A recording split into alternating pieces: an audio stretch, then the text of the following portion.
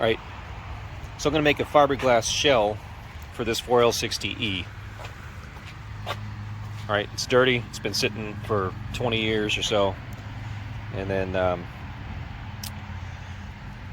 what I'm going to do is that I'm not interested in all of the bolt holes, and I'm not interested in being super accurate. I just want to kind of get the general shape and see how much space it's going to take up to position it.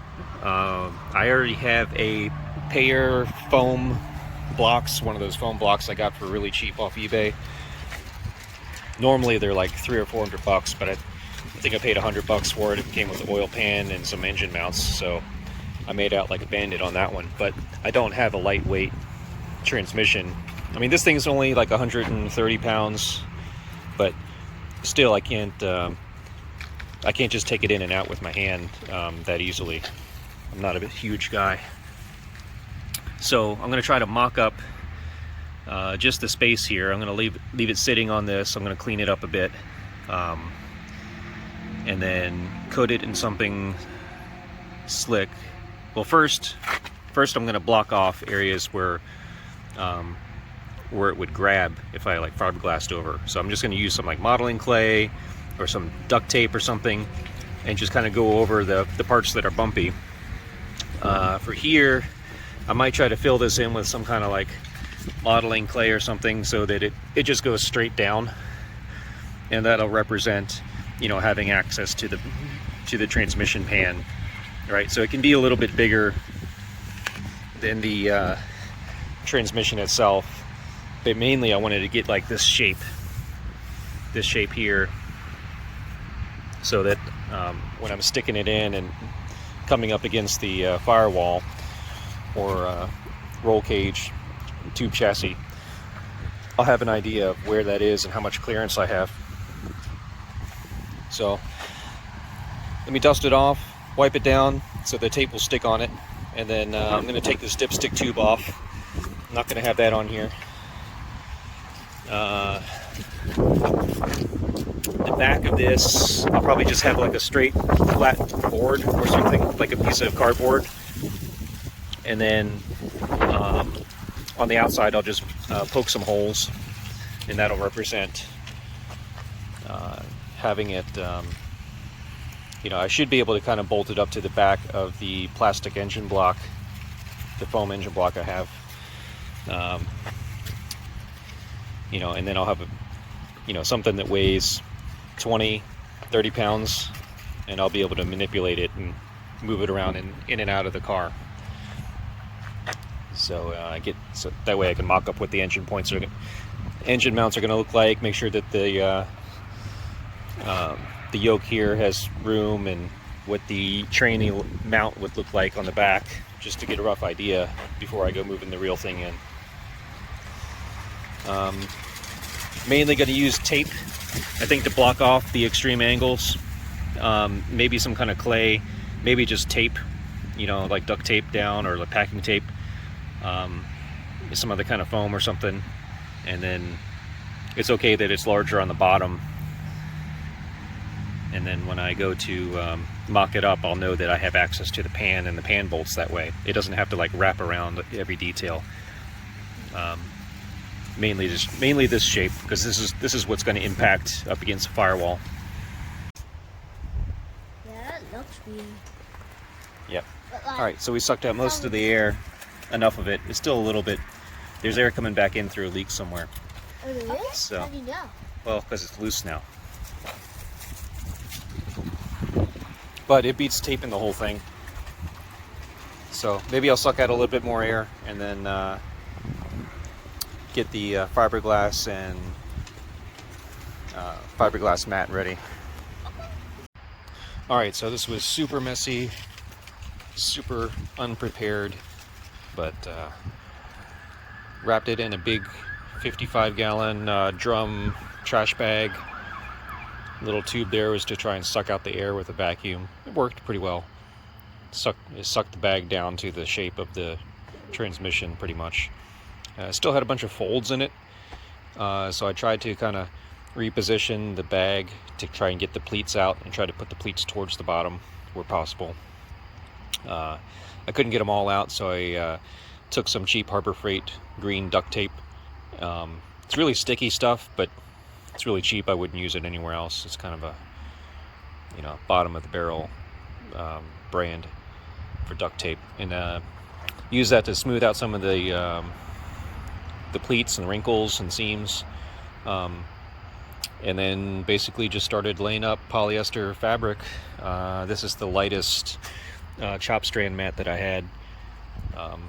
I wouldn't use fabric, but get the lightest chop strand mat that you can, thinner the better, to conform to the shape, and then just do a bunch of layers of that. On flatter sections you could do thicker chop strand mat, but everything here is curved and bumpy and wrinkly, and yeah, basically what I did is covered the surface, but then when it reaches the bottom, I just tried to make a draft angle on the bottom 2 inches where the pan is, and try to keep it from wrapping underneath the transmission as much as I could. And what I'll do is I'll just take a circular cutoff wheel and cut it off of here and trim up the edges. All this, don't worry about all this nasty stuff hanging off the edge here. I'll just that all gets trimmed, and yeah, I had some decent gloves on. Have some decent gloves on that aren't going to rip. So sometimes what I had to do is put a hand behind here with the glove on and take the brush, dip it in the polyester resin, and then just kind of stab the fabric to get it saturated enough so that when it hangs back down straight, it's going to harden enough. And I really don't care about the voids, the air voids. It doesn't matter that much. The multiple layers, there's some layers where it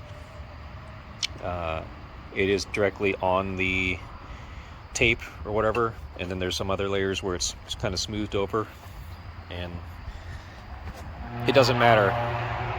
It doesn't matter for this because I'm just getting a space model pretty much. So we'll let this cure overnight, and then come back tomorrow and cut it off and get all the nasty edges off it. See if I can get it off with I'm not sure if I can use compressed air because there's so many holes in here. I'm not sure compressed air is going to be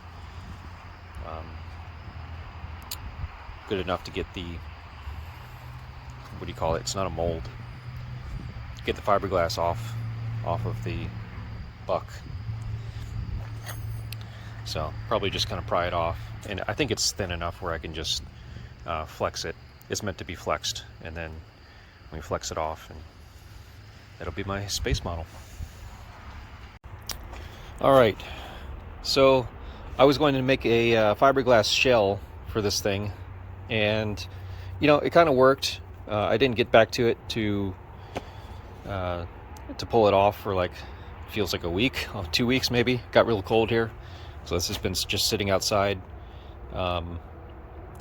So in the end, it did work. It was messy, as fiberglass usually is. It's imperfect, as fiberglass usually is. I had to, looks like that was cut or something. Maybe it's from the factory.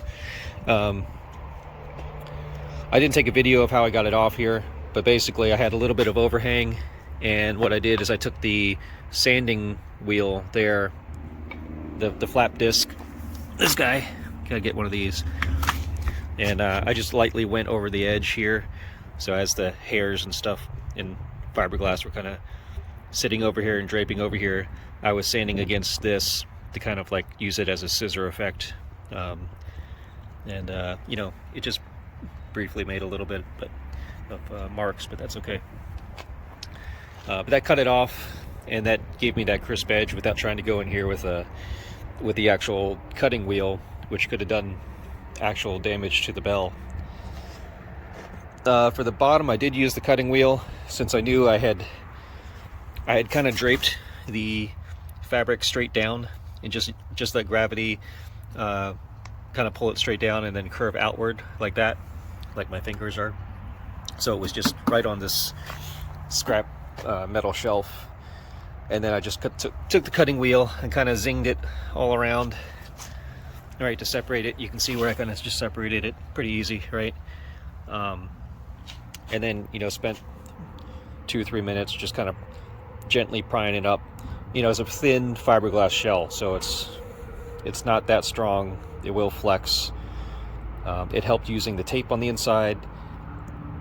Like this tape here helped. You know, it looks like there was maybe was a little bit of leakage, but I actually don't have any fiberglass on here. I think this is just the residue from this. Look at that, this cheap Harbor Freight tape here.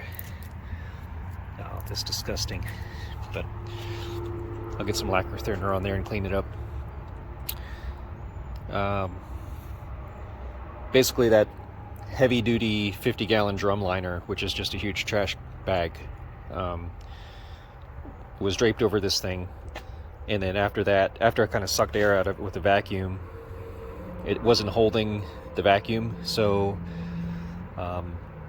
wasn't holding it well enough, and so I'd wrap that in more like cheap green duct tape, and then once I didn't wrap the whole thing, but maybe like 50% of the thing was wrapped with green duct tape, just to kind of get the wrinkles down, keep the wrinkling and seams down, and then I laid the fiberglass.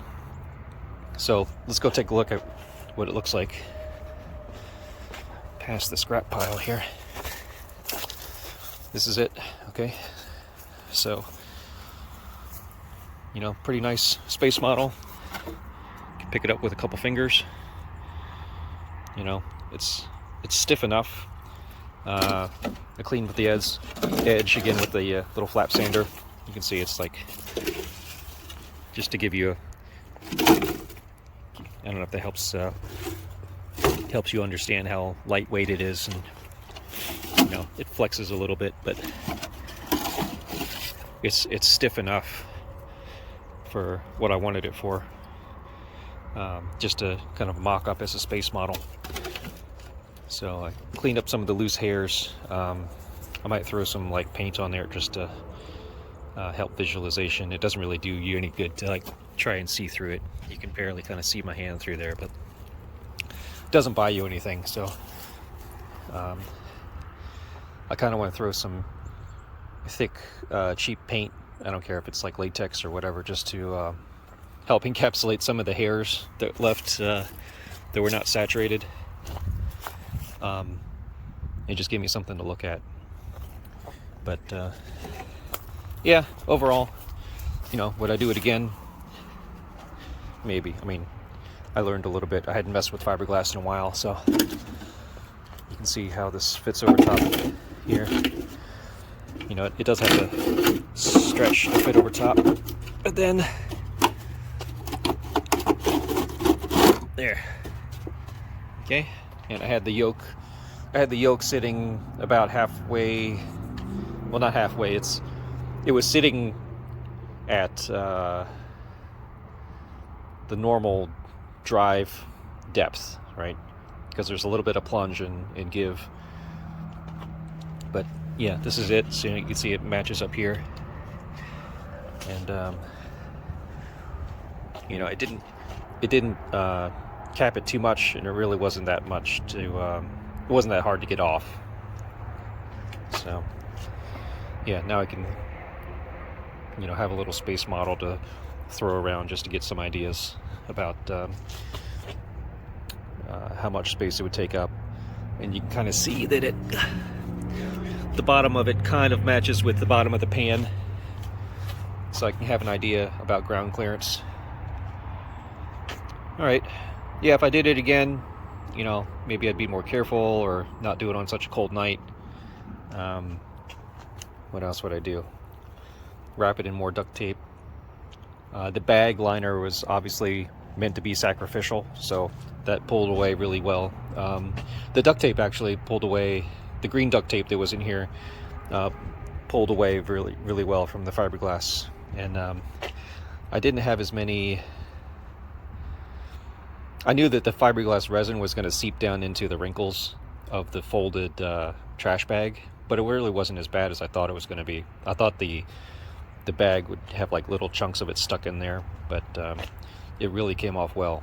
I was surprised how little effort it was to clean it up. All right, hope this helps somebody. It was fun.